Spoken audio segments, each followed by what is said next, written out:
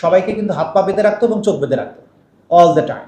আর গোপন বন্দিশালা, যেটা বৃহত্তম গোপন কারাগার, সেইটা উত্তরাতে অবস্থিত, এতটুকু বলতে পারি। তো সেইটাকে যখন আমরা আইডেন্টিফাই করি, এটা এত বড় সেন্টার ছিল যে সেটাকে পুরো জিনিসটা বিভিন্ন জায়গায় উদ্ধার করতে কয়েক সপ্তাহ সময় লেগেছে এবং এখন পর্যন্ত অনেকটা অনাবিষ্কৃত অংশও আছে এখন। যে আমাদের যারা ভিকটিম, যারা বন্দী ছিলেন সেখানে, গুম হয়ে যারা ছিলেন বছরের পর বছর, তারা 8 বছর যারা ছিলেন, সে ফর এক্সাম্পল, তো তাকে যখন মুক্ত করা হয় 5ই আগস্টের পরে, তিনি অথবা বিভিন্ন সময় যত গুমের শিকার যারা বেরিয়ে আসছেন আগে, সেখানে 1 বছর ছিলেন, 6 মাস ছিলেন, 3 মাস ছিলেন, তারা যারা বেরিয়ে আসছেন তাদের যে সমস্ত স্টেটমেন্ট, এগুলো কিন্তু আমাদের কাছে আছে। গুম কমিশনের কাছেও তারা এসে তাদের বক্তব্যগুলো কিন্তু বলেন।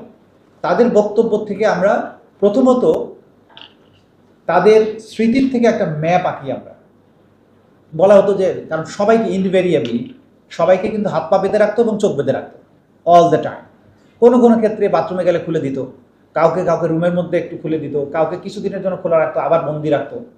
এই যে প্রক্রিয়াটা, এর মধ্যে যদি 8 বছর থাকে, কখনো কখনো তো কিছু না কিছু সে দেখে, তাকে খাবার দেয়া হয়েছে, চিকিৎসা দেওয়া হয়েছে। এই যে 8 বছরে প্রতিদিন যে সমস্ত ঘটনা ঘটেছে, সেগুলো যখন স্মৃতির থেকে উনি বলতে থাকে, তখন কিন্তু আমি শুধু না, আপনারা যে কেউ কল্পনায় একটা পিকচার কিন্তু আঁকতে পারে। তো সেরকমভাবে আমরা পিকচার এঁকেছি। সেই অনুযায়ী যখন আমরা এটা আবিষ্কার করলাম, তখন এই সেন্টারের সাথে যার যার পিকচার মিলে যায়, তখন সেই ভিকটিমকে নিয়ে আমরা আবার সেখানে নিয়ে যেতে দিই, দেখেন তো এটা কিনা। তখন তার আইডেন্টিফাই করে, ইয়েস, দিস ইজ দ্য শু।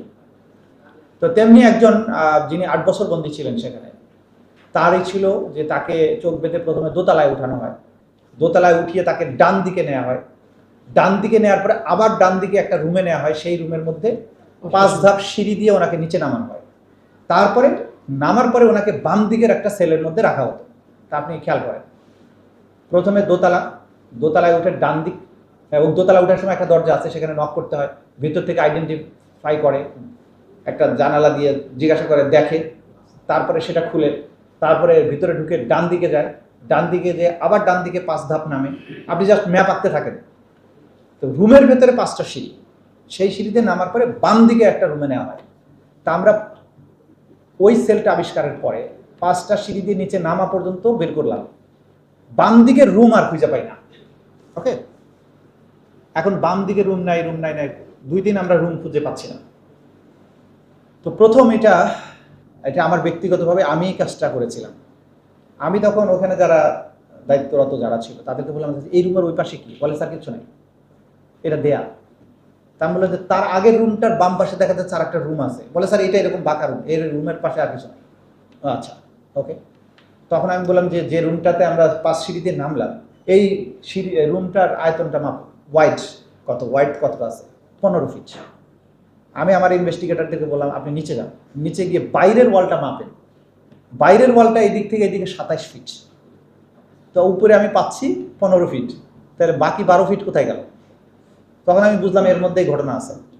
তখন এই ওয়ালটা আমরা, যে ওয়ালে গিয়ে আমি থেমে যাচ্ছি, যে ওয়ালের পরে আমার রুম থাকার কথা, সেটা তো নাই, এই ওয়ালটা আমরা স্ক্যান করতে শুরু করলাম। স্ক্যান করে বোঝা গেল যে এখানে 2টা দরজা ছিল, একটা জানালার মতো একটা গ্রিল ছিল, সেগুলোকে ওয়াল তুলে আটকা দিয়ে রং করা হয়েছে। রং করলেও আপনি ডিফারেন্সটা কিন্তু বুঝতে পারবেন। দেন আমরা আইডেন্টিফাই করলাম যে এইটার ভিতরে রুম আছে। তো তার আগে যেহেতু বোমা উদ্ঘাটন হয়েছে, সেজন্য আমরা রুমটা ভাঙার ঝুঁকি না নিয়ে ড্রিল মেশিন দিয়ে রুমটা ছিদ্র করলাম, যে ভেতরে কি আছে। ছিদ্র করার পরে দেখা গেল যে ভিতরে 2টা বড় বড় রুম আছে। সেই রুমগুলোর লোহার রড টড যা কিছু ছিল এগুলোকে ভাঙা হয়েছে, এগুলো খুলে প্লাস্টার ইট সব রুমের মাঝখানে জমা করে রাখা হয়েছে। তো দেখে বোঝার চেষ্টা করলাম বোমা নাই। তারপরে আমরা মেশিন টেশিন নিয়ে গিয়ে, ওইখানে কিন্তু আবার বিদ্যুৎ সংযোগ কেটে দেওয়া আছে, জেনারেটর নিয়ে আমাদেরকে কাজ করতে হয়েছে 2 সপ্তাহ। সেটা কেটে আমরা দরজাটা বের করলাম, দরজা বের করে ভেতরে ঢুকলাম। ঢুকে বন্দির বর্ণনা অনুযায়ী ওই রুমের সাথে একটা বাথরুম ছিল, সেই বাথরুম আর খুঁজে পাই না। আবার দেয়াল স্ক্যান করলাম, দেখলাম যে এক কোনায় বাথরুম ছিল, সেটা দরজাটা ওয়াল তুলে বন্ধ করা হয়েছে। সেই ওয়ালটা আবার ভাঙলাম, ভিতরে যে বাথরুম পেলাম। বন্দির বর্ণনা ছিল যে আমি যে রুমে থাকতাম সেই রুমের টাইলসের কালার এবং বাথরুমের টাইলসের কালার 2টা 2 রকমের, একটা কালো আর একটা সবুজ আবহাওয়া। বন্দি তখন দেশের বাইরে, আমরা টাইলসের ছবি আর বাথরুমের ছবি যতটুকু সরাইয়া বের করতে পারলাম, সেইটা ছবি তুলে তাকে পাঠানো হলো। উইদিন 30 সেকেন্ডস উনি বলেন ইয়েস, এটাই সেই বাথরুম, যেটা 8 বছর আমি প্রতিদিন দেখেছি। আর বাইরে যে 5টা সিঁড়ি দিয়ে যে রুমে নামানো, তো ওইটাও টাইলস করা রুম ছিল, কিন্তু আমরা কোনো টাইলস পাচ্ছি না। দেখি যে টাইলস, কিন্তু এক কোনায় টাইলস ভেঙে একটা অংশ টাইলস রয়ে গেছে। ওই টাইলসটা থেকে বুঝলাম যে এটা কোন কালারের টাইলস ছিল, সেটাও পেয়ে গেছে।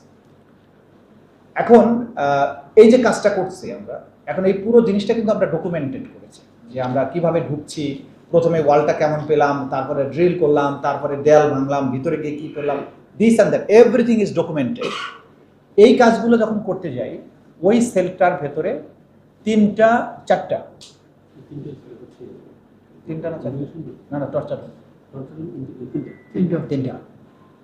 ডেডিকেটেড টর্চার রুম পাওয়া গেল। সেই টর্চার রুমগুলোতে সাউন্ড প্রুফ করা, ছাদের সাউন্ড প্রুফ করা, চারিদিকে সাউন্ড প্রুফ করা, এর ভেতরে অজস্র টর্চারের ম্যাটেরিয়াল আছে। কিন্তু তারা যেটা করেছিল, এই রুমগুলোর ভেতরে গার্বেজ, ময়লা, আবর্জনা, ভাঙাচোরা চেয়ার, ফার্নিচার, কাপড়, নোংরা জিনিস, এগুলো দিয়ে ডাম্প করে রাখছে রুমের ভিতরে, যে ঢুকে আপনি ঢুকতে পারবেন না। এইটা আমরা ক্রমান্বয়ে ক্লিন করতে থাকলাম। ক্লিন করে অনেক ভারী যেগুলো ফার্নিচার, এগুলোকে সরাই ফেললাম। নিচে কাপড় চোপড়, ময়লা আবর্জনা, ছোটোখাটো লাঠি, তারপরে ওই যে ছাদে ঝুলানোর জন্য যে কপি কল ছিল সেগুলো, এগুলো ভাঙা অংশ কিছু কিছু এগুলো পাওয়া গেল। দেয়াল থেকে সাউন্ড প্রুফিং এর ম্যাটেরিয়ালগুলো ভেঙে ফেলছে। সেই যে শোলা টোলা যেগুলো দেয়, এগুলো কিছু অংশ আছে, কিছু নাই। এগুলো সরিয়ে সরিয়ে আমাদের ইনভেস্টিগেশনরা দেখার চেষ্টা করছিলাম যে এটা কি আছে। তো প্রথম দিন 2 দিন আমরা কিছু পাইনি। থার্ড ডেতে আমি বললাম যে একটু মেটিকুলাসলি দেখো, একটা একটা করে কাপড় চোপড়, যে সমস্ত মেডিসিন, তুলা, সার্জিক্যাল টেপ, এগুলো পাওয়া যাচ্ছে।